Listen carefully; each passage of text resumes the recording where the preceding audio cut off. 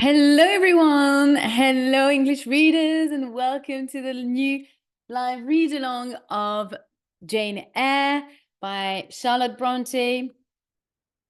This is the graded reader adaptation.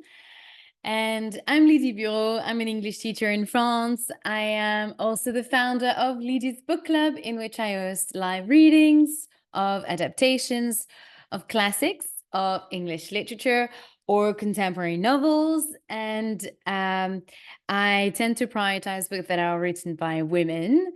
Once a week, I meet the members of my book club via Zoom to discuss the chapters read over the week. We also talk about books in general, learning English, and also daily conversation as well about life. This month, with this new live read along, in addition to the 12 live reading sessions that I host on Instagram, I have added 3 live workshops on 3 different Saturdays. You've got all the dates in the video description, in the description of this video. And the second session will be held on Saturday, 1st of June, and we will discuss the chapters that we are reading this week, so chapters 6 to 9.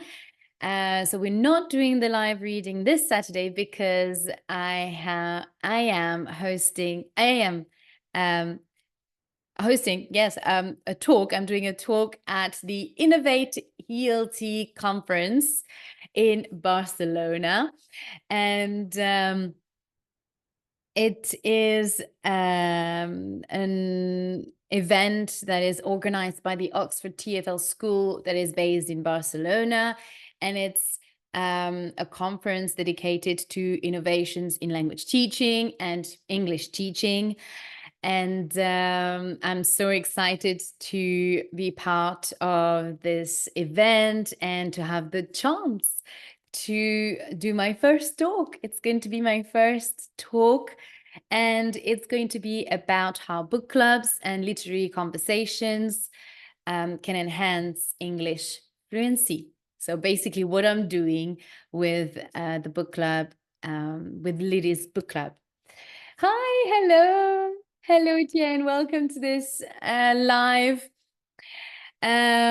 So if you want to have more information about the ELT conference, if you're an English teacher or a language teacher, then you can find the link in the description of the video as well. And if you are an English learner and are curious to know more about this conference, then you can also get some information about that. And if you want to do a trip to Barcelona, then it's going to be this weekend. So to have access to the live workshops that I'm currently hosting for the study of Jane Eyre, you have to become a member of the book club. So make sure you subscribe now. You've got the link of my website in the description as well. If you have any questions, leave me a message, send me an email, or leave me a message on Instagram. This content is also available here on YouTube and also on Spotify.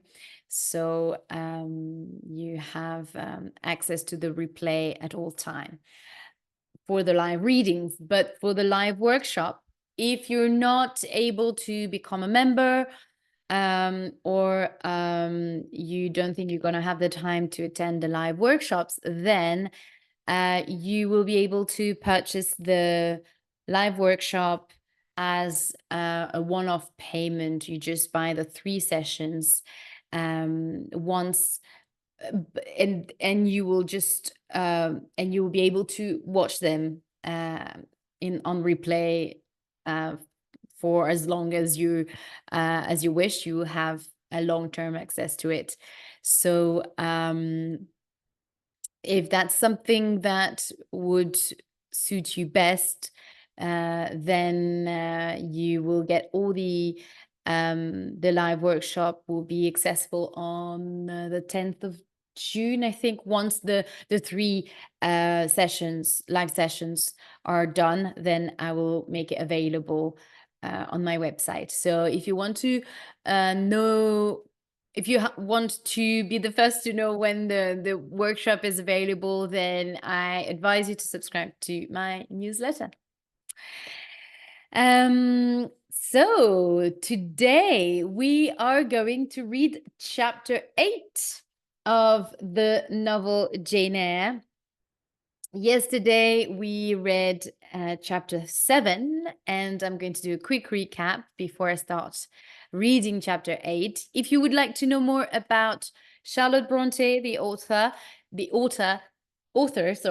then I invite you to listen to my podcast episode 20, an introduction to Charlotte Brontë and Jane Eyre. Okay, so that being done, this little introduction being done, then let's get into business. Let's go back to the story, and let's recap chapter 7. So yesterday we left Jane Eyre with Mr. Rochester. So let's remember, Jane Eyre had to go back to Gateshead. Remember, Gateshead is where her aunt lives in where her aunt lives. So Jane Eyre was an orphan. Both of her parents died in an accident of typhus. I can't remember. Anyway, so both of her parents died, and she was then looked after by her uncle. Her uncle decided to take her home. But his wife wasn't really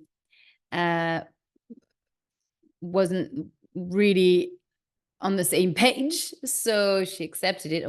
Well, she didn't have any other choice. But so when her uncle died, Mr. Reed, then she was living with her aunt and her 3 cousins, and they really mistreated her.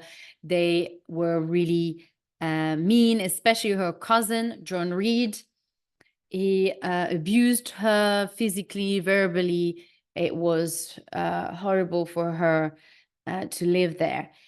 And she received a letter, and from Bessie, the servant who worked there. She was really nice to her, and she had to go back to Gateshead because she learned that her aunt had died. If you want to go back to chapter 7, I advise you to watch my video on chapter 7, because there is a slight difference between the graded reader adaptation and the original text. Jane doesn't really get the information about her aunt through a letter, through Bessie's letter, but someone is sent to fetch her, to bring her back to Gateshead, and her aunt hasn't died yet. So I give a more in-depth details about the actual order of events that are actually happening in the real text. Here, it's been all condensed into one letter, all these all these events and information about her aunt, and the fact that she learns that her uncle John Eyre, another uncle,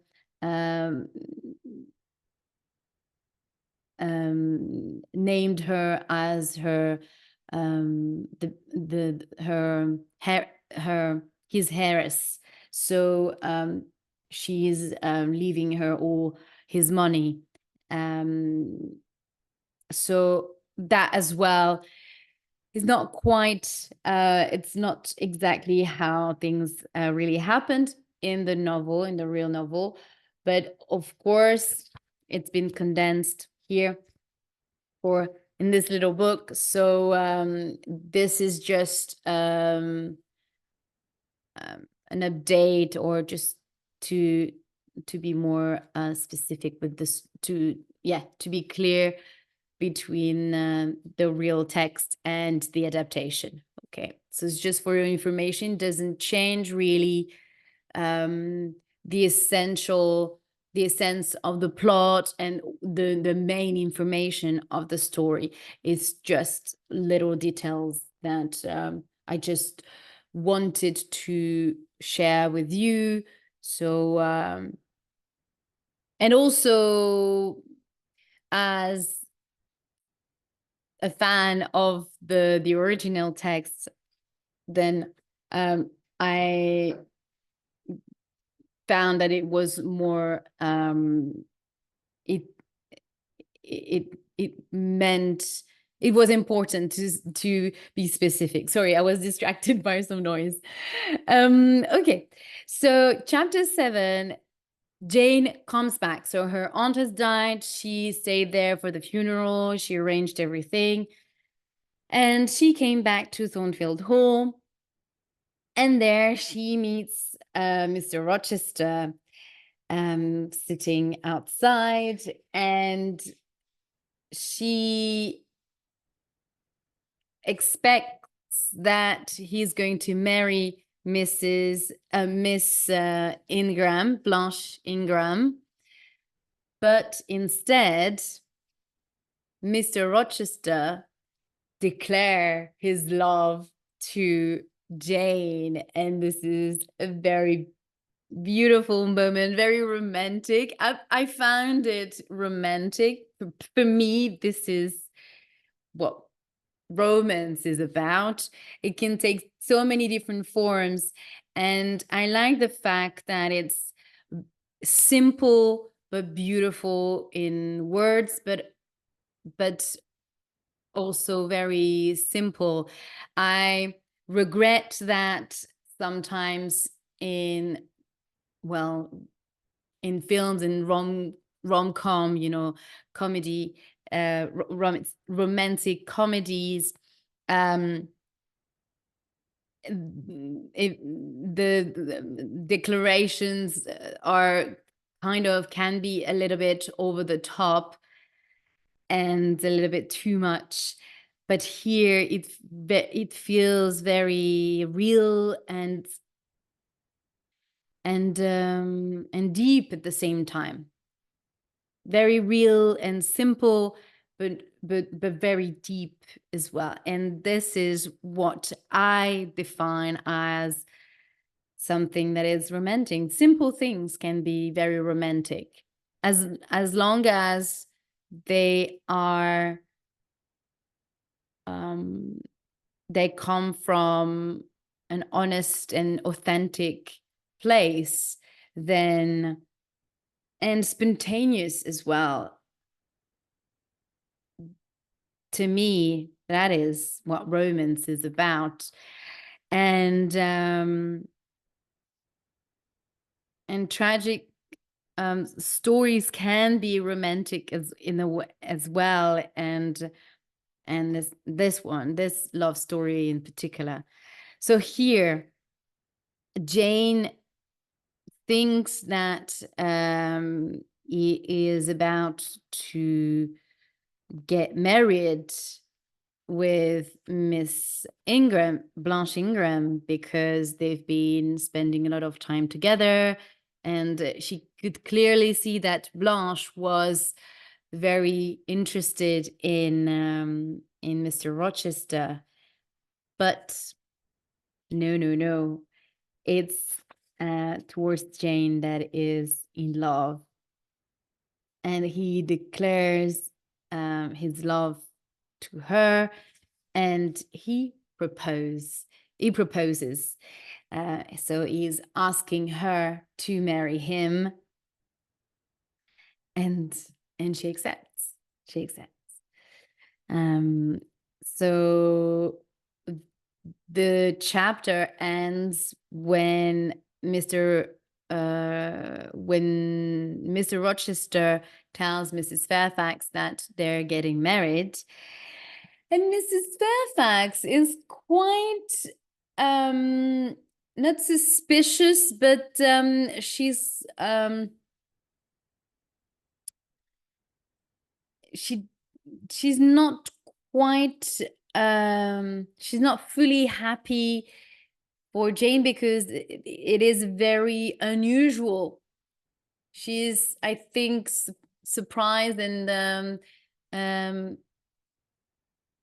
yes, she's, I guess, shocked because masters don't marry governesses.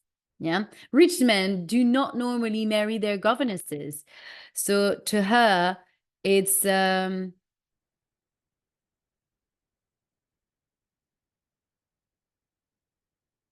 she tells Jane that she needs to be careful, because this is not something that is usually done, and it doesn't feel like right to her. So she's a little bit skeptical.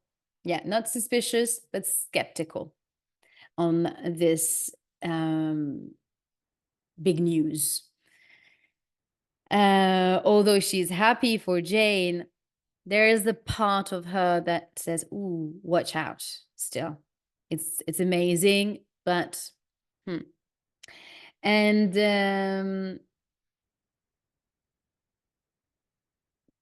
but Jane doesn't really pay attention to what she says, and yeah, she's in love, and she's over the moon, of course. So yeah, the only thing that, well, Jane cares is the fact that, well, she loves Mr. Rochester, but also she says, I would like to have my own money.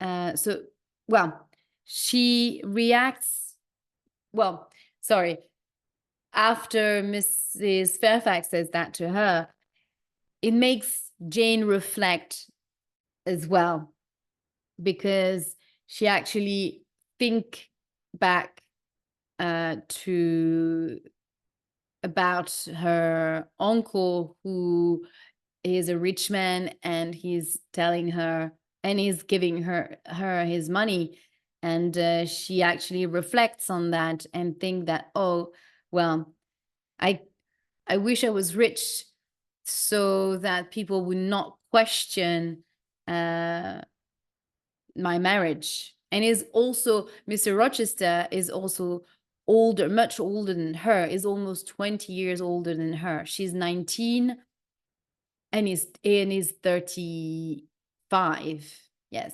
So they have like 15 years difference. Yes. Yeah, about 15 or 16 years. So it's yeah. So it's not, well, it's not so much about the age, but he's 20 years older than you. Yeah. It's not so much about the age, because it was quite current at the time to marry older, that women would, or young women would marry older men, but it's more about the difference in rank. So then she decides to write to her uncle in Madeira to tell him about the marriage. So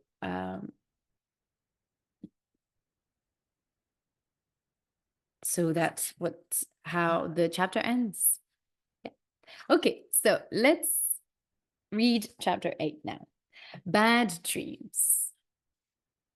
During the last 2 nights before the wedding, I slept badly and had many dreams. In one, there was a huge fire and Thornfield was a burned ruin. In another, a scary woman came to my room. She was laughing while she held up the white wedding veil that was a present from Mr. Rochester. Then she cut it into 2 pieces and stood on it. You've got an illustration here in the text.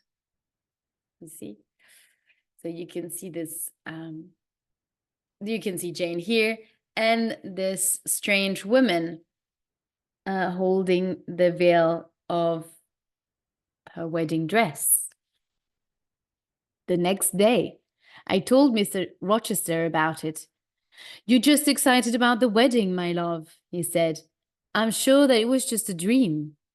But in the morning, when I woke up, I found the veil in 2 pieces on my bedroom floor, I replied. But in the morning, when I woke up, I found the veil in 2 pieces on my bedroom floor, I replied. He looked worried then and put his arms around me. "Oh, I'm glad that the wild animal did not hurt you, Jane. It was Grace Poole. You know, she is strange, don't you? Later, I will explain everything to you." So it wasn't really a dream. But who's this woman? Well, Mr. Rochester says it's Grace Poole. The morning, but why would she does that? Why? The morning of the wedding arrived. Sophie dressed me in a plain white dress, and then John took Mr. Rochester and me to the church in his carriage. When we were entering the church, I noticed 2 men standing outside. They had their backs to us, and I could not see their faces. Mr. Rochester was hurrying inside, and he did not see them. There was no one in the church but us 2, and the clergyman. He began speaking, and suddenly I noticed that the 2 men coming in the back of the church. The clergyman was saying, "Will this man take this woman to be his wife?" When one of the men shouted, "These people cannot get married. There is a problem." The clergyman went quiet. Then we all turned to look at the man who spoke. "My name is Briggs," he said. "I am a lawyer. I work for this gentleman, Mr. Mason. Mr. Rochester already had a wife." "And she is still living. Her name is Bertha Mason, and she is Mr. Mason's sister. Mr. Rochester married her 15 years ago in Spain Town, Jamaica."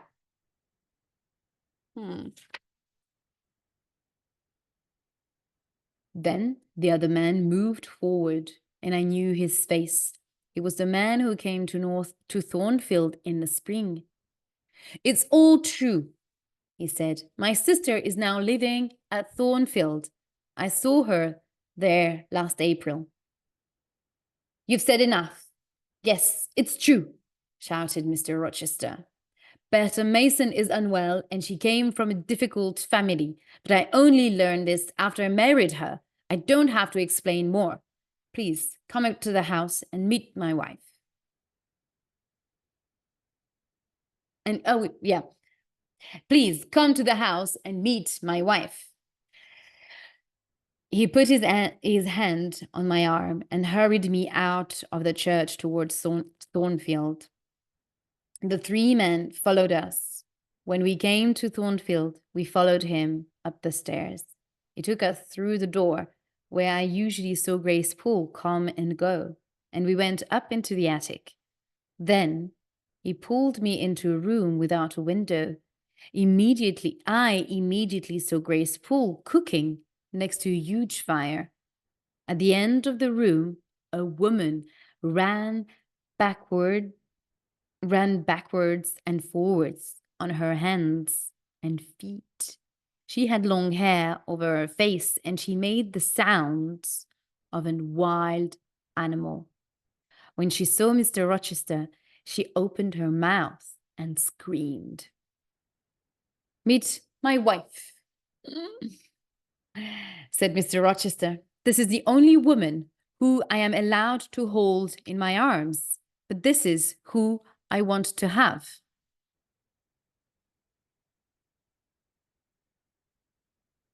He put his hands on my shoulder.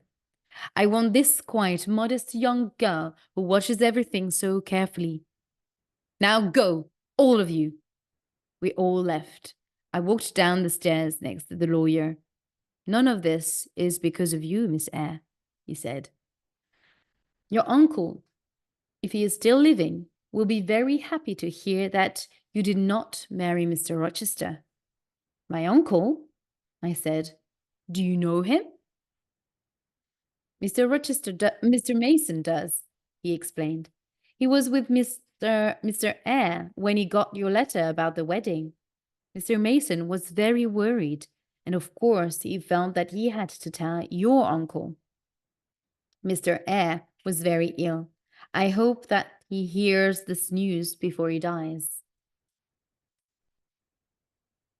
And that's the end of chapter 8. The chapters are quite short. You can see here Jane with Mr. Rochester, and here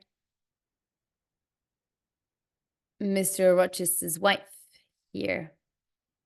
And you can see how sick she is, the look on her face, and how she behaves like a strange woman. She is possessed in a way. She's very sick, and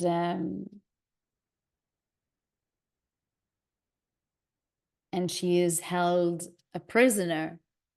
as a prisoner in this attic. You can see it's at the top of the house here. So here is finally the revelation of Mr. Rochester's secret, and all this noise that Jane would hear from the attic was not Grace Poole, but in fact it was Bertha, Mr. Rochester's wife. Yeah. And Mr. Mason, who we learned about, who visited Mr. Rochester a couple weeks ago, when a lot of people were in a house where Mr. Rochester had his guest in the house, and we learned that he left quite abruptly, very quickly the next day. Then we can understand, all makes sense now. We understand why he came, and who he is in relation to Mr. Rochester. So is his brother-in-law. So now, can you guess how Jane is going to react to this? Do you think that, so what happens now between Jane and Mr. Rochester, that now that we know that he's already married, do you think that Jane will stay in the house, or is she going to leave? Do you think that she is going to accept the secret and accept this situation and stay with Mr. Rochester? Or do you think that she will leave Thornfield? Let me know in the comments what you think about that. What do you think about Mr. Rochester? About the fact that he hidden the fact that he was married. So basically he would be married to two women at the same time. So that's not acceptable in the Christian Victorian society. So that is not Christian. It's not acceptable to be married to two people at the same time. So you can imagine that can be a problem. So it's interesting to see how. So it will be interesting to discover how Jane is going to react to that. And I'll be interested as well to know how you would react as well if you would learn about someone that you love, that they have a double life or whatever. Not very, I guess you probably wouldn't be happy about this. And also it's interesting how Jane feels things coming when she dreams, in her dreams. Remember when she dreams about Thornfield burning, and also about this woman that comes into her room, and we find out that it wasn't really a dream, but actually it happened. So this woman actually came in her room while she was asleep. So Jane have an hyper sensitivity, or she can feel very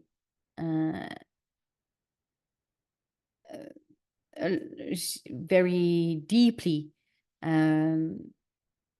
the spirits and the things around her as well. Anyway, I hope you enjoyed this live reading and getting to know more about this novel. I hope that you will be able to be part of the book club as well, and also be part of the live workshops that are going to happen this month. And remember that it's the second session is happening on the 1st of June. So make sure you subscribe to the book club, and I will see you tomorrow for the last live reading of this week. There are not going to be any live reading on Friday because I'm on my way to I will be already on my way to Barcelona. So that's why we just doing up until we're just doing up to chapter 9. So see you tomorrow for the last live reading of the week, and then we'll meet again next week. Have a beautiful end of the day. Bye bye.